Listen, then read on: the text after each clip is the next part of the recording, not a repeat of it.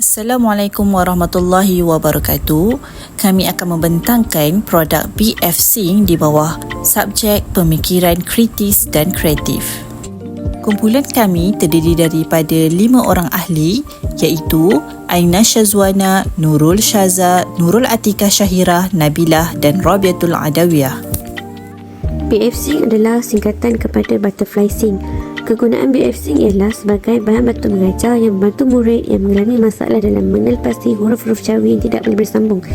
Jika dilihat dalam replika merama, terdapat 7 huruf Jawi tidak bersambung iaitu alif, dal, ra, zai, waw dan va.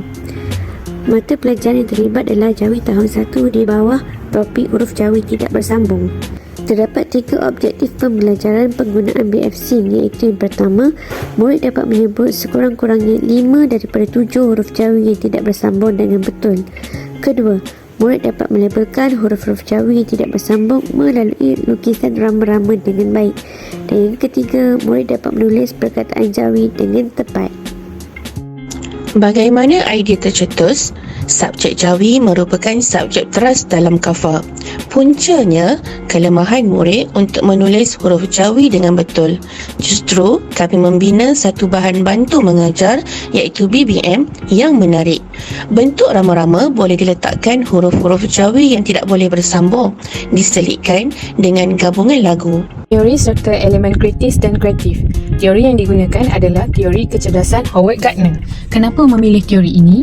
Kerana dapat mengenal pasti potensi murid-murid ketika melaksanakan pembelajaran melalui BBM yang telah disediakan serta dapat menambah baik potensi murid yang sedia ada dalam diri mereka. Kenapa memilih teori ini? Teori ini juga dipilih kerana menggunakan kaedah kecerdasan muzik yang diperkenalkan oleh Howard Gardner dan boleh memberi kesan dalam proses pengajaran dan pembelajaran. Apa itu kaedah kecerdasan muzik? Kaedah kecerdasan muzik ialah berfikir dalam bentuk musikal, mendengar dan mengecam. Kemahiran yang dapat murid laksanakan dalam kaedah ini juga ialah menyanyi, mendengar dan mengingat. Kenapa menggunakan teori ini? Supaya pelajar dapat mengecam huruf-huruf yang terdapat dalam BBM dengan menggunakan muzik, supaya dapat menarik minat pelajar dengan menggunakan melodi dan muzik. Berikut adalah bahan dan kos yang digunakan untuk menghasilkan produk BFC.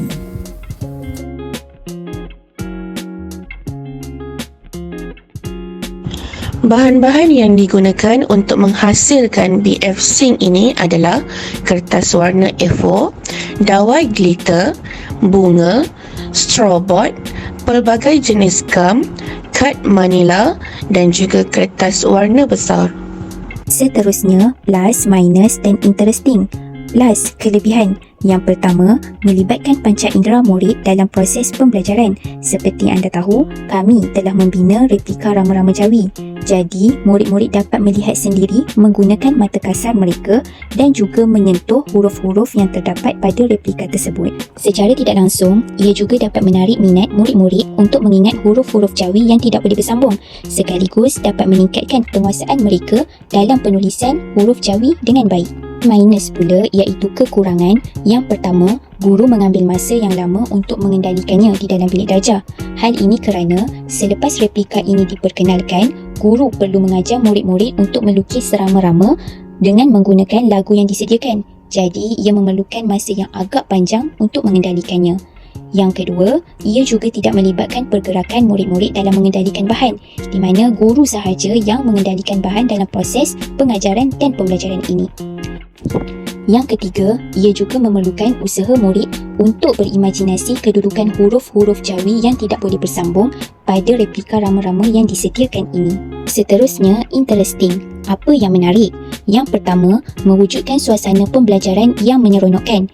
Kaedah ini sememangnya dapat meningkatkan penglibatan aktif murid-murid dalam proses pengajaran dan pembelajaran. Yang kedua, dengan adanya replika rama-rama Jawi ini, ia dapat meningkatkan daya kreativiti murid-murid dalam proses pembelajaran huruf Jawi yang tidak boleh bersambung.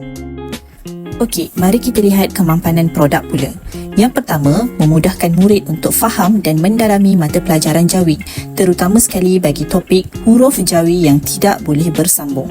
Yang kedua, produk ini sangat bersesuaian dengan murid-murid yang daya kecerdasannya lebih kepada audio dan visual.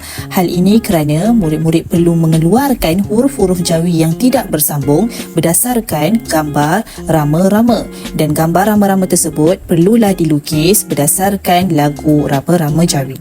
Seterusnya, yang terakhir ialah bahan bantu mengajar yang menarik dan mudah diselenggara. Berikut adalah gambar-gambar proses penghasilan produk BFC.